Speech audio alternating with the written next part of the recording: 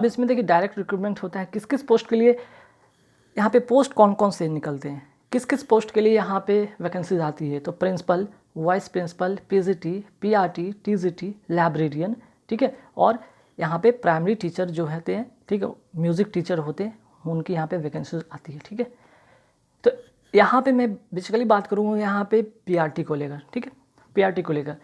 अब यहाँ पर बात करें टोटल नंबर ऑफ़ वैकेंसीज कितना हो सकता है, तो टोटल नंबर ऑफ़ वैकेंसीज 9000 के अप्रॉक्स देखने को बन सकता है। अब आप सोचेंगे कि मैं इससे जो इस वैकेंसीज को किस बेसिस पे मैं कह रहा हूँ, ठीक है। तो थोड़ा सा यहाँ पे समझेंगे, थोड़ा सा मैं समझाना चाहूँगा यहाँ पे।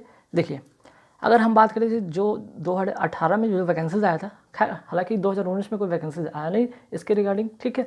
अब 2020 की बात 20 चल रहा है कंटिन्यू, तो 2018 में कितनी वैकेंसीज था, ठीक है, ध्यान रखिएगा। टोटल नंबर ऑफ़ वैकेंसीज जो था 8779 था, ठीक है। टोटल वैकेंसीज इतना था, ठीक है। फिर रिवाइज जो वैकेंसी होता है, रिवाइज जब वैकेंसी होता है तो उसमें घट जाता है। टोटल नंबर ऑफ़ वैकेंसीज कितने रह जाते हैं, 8037, ठीक है। ये तो आपने समझ लिया कि टोटल वैकेंसीज इतना था। फिर रिवाइज जो वैकेंसी आता है, टोटल वैकेंसीज इतना था। अब इसमें भी किस किस जो मीन्स कि कौन कौन पोस्ट के लिए क्या क्या थे ये ज़रा देखेंगे यहाँ पे, ठीक है। 2018 का यहाँ पे मैं जिक्र करता हूँ। जैसे कि अगर बात करें पीआरटी का, तो ठीक है, पीआरटी में जो टोटल नंबर ऑफ़ वैकेंसीज निकले थे 5300, ठीक है। बाद में जो घट के हो गए वो कितना हो गए थे भाई, ये घट कर हो गया था 3000, ठीक है। तो पीआरटी में वैकेंसी जो 5300 से लेकर से जो घटा कर 3000 कर दिया गया था, ठीक है। वहीं अगर बात करते हैं पीजीटी की, ठीक है, पीजीटी में टोटल नंबर ऑफ़ वैकेंसीज कितने थे, ठीक है, 529 था, जो कि इसको बढ़ाकर कितना कर दिया गया, 1079, ठीक है, ये हो गया। अब इसके बाद टीजीटी की बात करते हैं। टीजीटी में वैकेंसीज कितना था, 1900, जो इसको बढ़ाकर कितना कर दिया गया, इसको बढ़ाकर 3908 कर दिया गया, ठीक है।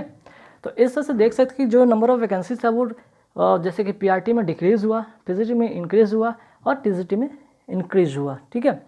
और लाइब्रेरियन का जो यहाँ पे 50 पोस्ट थे, ठीक है, एज यूजुअल जैसे। तो जैसा कि अब इसमें आप एक चीज़ नोटिस किए होंगे कि लगभग कितने यहाँ पे वैकेंसी थी, टोटल 8000 प्लस की वैकेंसी थी, ठीक है। लास्ट ईयर कह सकते हैं, मीन्स कि इसकी जो पहले रिक्रूटमेंट थी, ठीक है। अब जो न्यू रिक्रूटमेंट होगा इससे ये पता चलता है कि अब जो न्यू रिक्रूटमेंट में वैकेंसीज कितनी होगी, 9000 के अप्रॉक्स। क्यों, क्योंकि 2 साल का डिले हुआ है ना, 2 साल का डिले हुआ है, तो नंबर ऑफ वैकेंसी थोड़े ज़्यादा देखने को बन सकते हैं, ठीक है। चलिए, तो ये तो हो गया। अब पीआरटी में जब हम बात करते हैं तो पीआरटी में, ठीक है, पीआरटी में कितने पोस्ट नंबर ऑफ पोस्ट देखने को बन सकते हैं, लगभग 5000 पोस्ट देखने को बन सकते थे। अगर बात करें कि अगर प्रीवियस की बात करें, प्रीवियस ईयर में अगर बात करते हैं तो कितनी वैकेंसीज थी, 3000 वैकेंसीज थी, ठीक है। हालांकि जो निकला था वैकेंसी 5300 था, ठीक है, बाद में घटाकर 3000 कर दिया गया। तो इस पर मान सकते हैं कि लगभग 5000 की वैकेंसीज करीब आ सकता है, ठीक है। चलिए, ये तो हो गया केवीएस एग्ज़ाम को लेकर।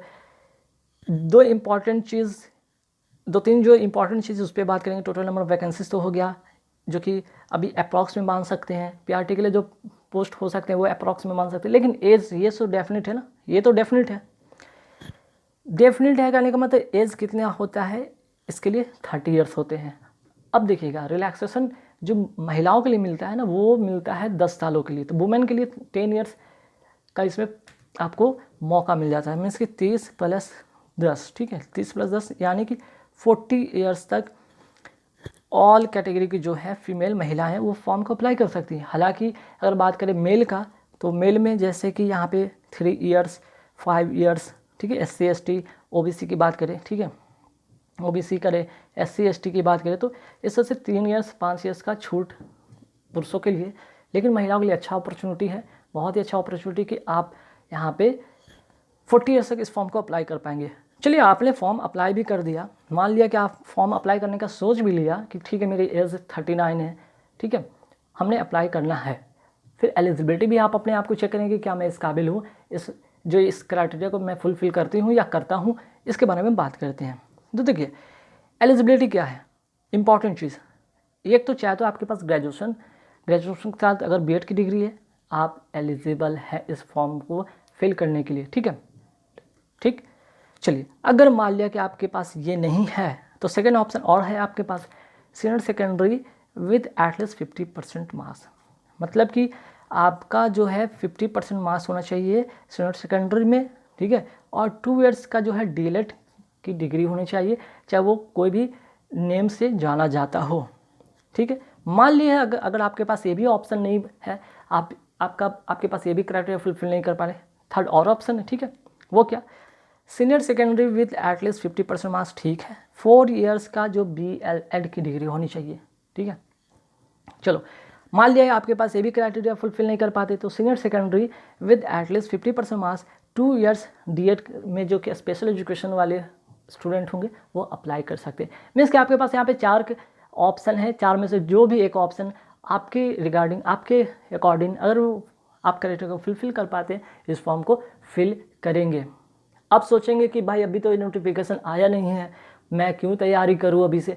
भाई इसके लिए 4 से 6 मंथ्स आपको देने होंगे, क्योंकि इसके सिलेबस थोड़े बड़े हैं, ठीक है, इसके जो सिलेबस थोड़े से कह सकते हैं वर्स्ट है, तो आपको 4 से 6 महीना देना होगा। अगर आपको इसमें सिलेक्शन चाहिए तो कम से कम 6 महीने तो, या 4 महीने, कम से कम 4 से 6 महीने की ड्यूरेशन लगेगा ही लगेगा आपको पूरे सिलेबस को कवर करने में, ठीक है, क्योंकि इसका सिलेबस इतना ईजी भी नहीं तो इतना हार्ड भी नहीं है, ठीक है, लेकिन सिलेबस है, इसका सिलेबस थोड़ा लेंदी है, ध्यान रखिएगा। अब आगे बढ़ते हैं, कुछ चीज़ और जानते हैं। तो देखिए, एक चीज़ और इम्पॉर्टेंट है कि qualified in central teacher eligibility test, ठीक है, मीन्स कि मैंने 4 आपको क्राइटेरिया बताया, जिनमें से कोई एक में आप अगर फुलफिल कर पाते तो इस फॉर्म को फिल करेंगे। फिर 5वां आता है जो कि सबसे यह नेसेसरी है, ठीक है, ये आपके लिए नेसेसरी है, विदाउट इसके आप फॉर्म को फिल नहीं कर पाएंगे, ठीक है। आपने 4 जो क्राइटेरिया बताया उसमें कोई एक भी फुलफिल कर पाते हैं तो ऐसा नहीं कि आप फॉर्म फिल कर देंगे। एक चीज़ और इम्पॉर्टेंट है, वो क्या है, सीटेट का पेपर 1 क्लियर होना चाहिए, जो कि 1 to 5 क्लास के लिए होता है, और 7 इयर्स की इसकी वैलिडिटी होती है। 7 इयर्स की इसकी क्या होती है, वैलिडिटी होती है ना, तो 7 इयर्स की वैलिडिटी होती है। अब अगर आपके मार्क्स अगर अच्छे नहीं आए सीटेट पेपर में, सेकंड बार पेपर देंगे और अच्छे मार्क्स ले आए, थर्ड बार देखे और अच्छे मार्क्स ले आए, जो अच्छा बेस्ट मार्क्स को उसको अप्लाई कर सकते हैं आप इसके लिए, ठीक है। चलिए, अब बात है कि सीटेट में कितना % होना चाहिए, तभी आप एलिजिबल है, तभी आप अप्लाई कर पाएंगे। ध्यान रखिएगा, सीटेट में अगर जनरल कैटेगरी से आप हैं तो आपको 60% मार्क्स होने चाहिए सीटेट पेपर में, तब आप इस फॉर्म को अप्लाई कर पाएंगे।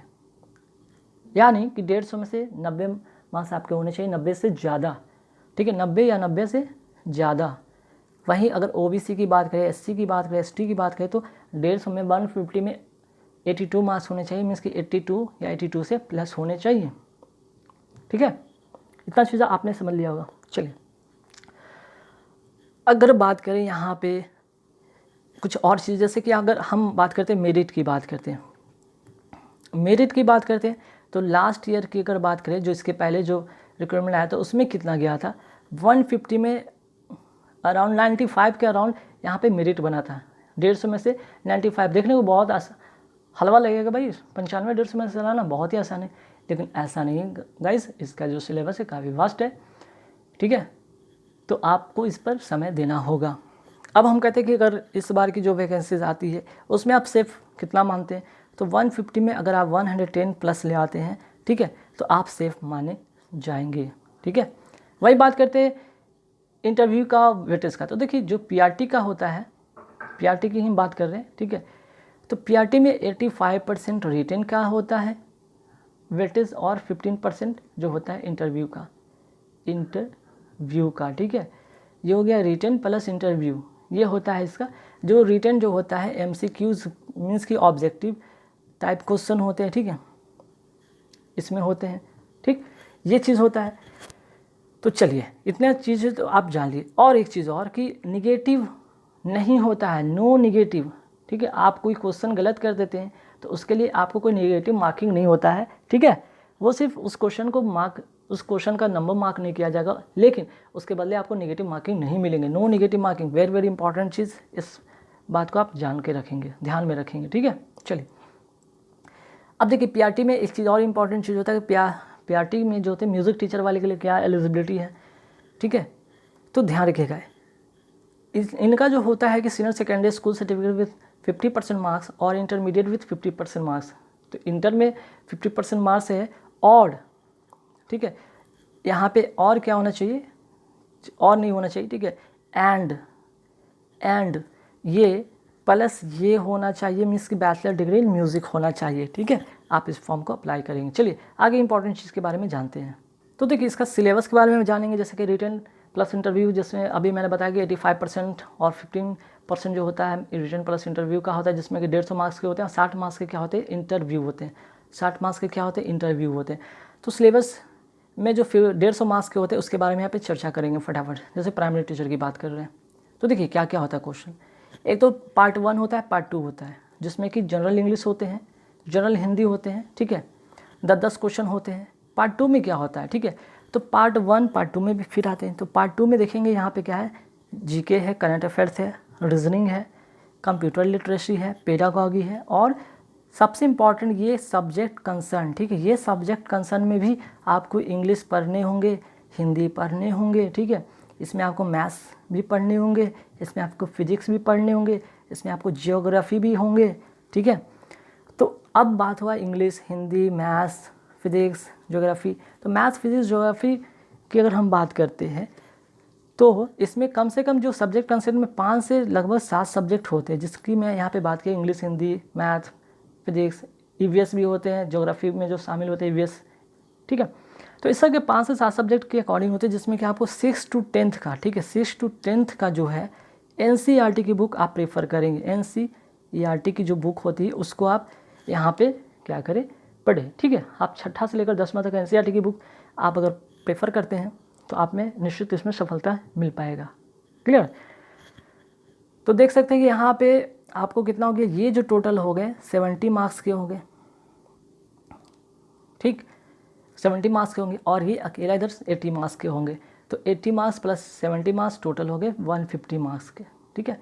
तो सबसे इंपॉर्टेंट ये रोल प्ले करे जो कि स्कोरिंग होता है, स्कोरिंग नहीं कर सकते, मीन्स कि ये ज़्यादा इंपॉर्टेंट जो पार्ट होता है जिसमें 80 क्वेश्चन होते हैं, और इसमें एक तरह के पूरे सब्जेक्ट का निचोड़ होता है, सारे सब्जेक्ट का निचोड़ के मीन्स कि सारे सब्जेक्ट के ज्ञान का आपको परख लिया जाता है, ताकि आप जब भी आप किसी भी स्कूल में पढ़ाएंगे, जब आपकी रिक्रूटमेंट होती है, आप हर चीज़ में क्या है, आप जानकार हैं, आप क्या है, नॉलेजेबल हैं, आप उस सब्जेक्ट के पढ़ाने के लिए काबिल हैं, ठीक है। चलिए अब इसमें इंटरव्यू होता है कि नहीं होता है, बिल्कुल होता है, 60 मार्क्स का जो होता है इंटरव्यू होता है, ठीक, ध्यान रखिएगा। चलिए आगे बढ़ते हैं। अब यहाँ एक नज़र देख लेते हैं प्राइमरी टीचर का। प्राइमरी टीचर में क्या होता है अभी, तो देख सकते हैं कि इसमें भी पार्ट 1 पार्ट 2 होता है, जिसमें कि पार्ट 1 में देख सकते हैं 10-10 क्वेश्चन होते हैं, पार्ट 2 में आपका देख सकते हैं कि GK, reasoning ability, computer literacy और सब्जेक्ट कंसर्न का यहाँ पे 100 क्वेश्चन होता है। ये बहुत इंपॉर्टेंट है, ठीक है, जिसमें कि सब्जेक्ट कंसर्न में क्या है, म्यूजिकॉलॉजी है, ठीक है। उसके बाद अब यहाँ पे बात करते हैं कि देखिए ये तो सब्जेक्ट आपको समझ में आ गया, 150 मिनट 150 मार्क्स, ठीक है, मल्टीपल चॉइस क्वेश्चन होंगे। तो यहाँ पे सबसे इंपॉर्टेंट फिर से आता है सब्जेक्ट कंसर्न, ठीक है। म्यूजिकोलॉजी की बात अगर हम करते हैं तो 100 क्वेश्चन होता है, तो इसके रिगार्डिंग आप तैयारी करेंगे। 60 मार्क्स का इसमें भी इंटरव्यू होता है, लेकिन इसका जो वेटेज होता है ना ऐसे नहीं बनता है, 60 का, 25 का और 15 का बनता है, मीन्स कि 60 रिटर्न का होता है, 25 परफॉर्मेंस टेस्ट का होता है, 15 इंटरव्यू का होता है, ठीक है। अब इसके बाद इतना चीज़ आपने सिलेबस भी जान लिया, अब बुक के बारे में जरूर जानना चाहेंगे, कौन सा बुक लें, ठीक है, ये इंपॉर्टेंट चीज़ उसके बारे में यहाँ पर डिस्कस करेंगे।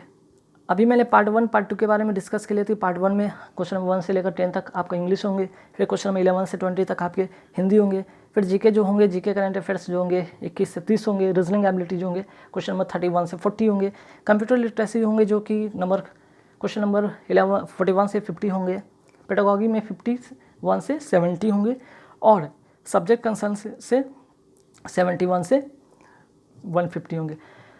अब यहाँ पे इंपॉर्टेंट है कि बुक के बारे में आप लोग ज़रूर जानना चाहेंगे, है ना, कि कौन सी बुक लें, कहाँ से प्रेफर करें, मीन्स कि कौन सी चीज़, इसके लिए कौन सा बुक से पढ़े, क्या करें, कैसे करें जिसमें कि सफलता मिल सकता है। तो आपको 4 से 6 मंथ्स इसके लिए आपको समय देने होंगे। तो अब नोटिफिकेशन का इंतज़ार नहीं करेंगे, आप तैयारी करेंगे, सिलेक्शन पक्का होगा। देखिए बुक लिस्ट में मैंने कौन कौन से बुक या क्या हम तरीका आपको यहाँ पे रिकमेंड करने वाले, जरा यहाँ ध्यान से सुनिएगा। पहले कि जनरल हिंदी के लिए आप आदित्य पब्लिकेशन का आप बुक ले सकते हैं, जो कि बहुत ही पतली होती है, बहुत मोटी नहीं होती है, या फिर आप 6 to 10th लेवल का कोई भी आप बुक उठा सकते हैं, आप उसको कवर कर सकते हैं। इंग्लिश के लिए कोई भी एक बुक ले लीजिए। इसके लिए अगर आप नीतू सिंह का, ठीक है, नीतू सिंह का अगर बुक लेना चाहते हैं उसको पढ़ सकते हैं, बहुत ही बेनिफिशियल होगा आपके लिए।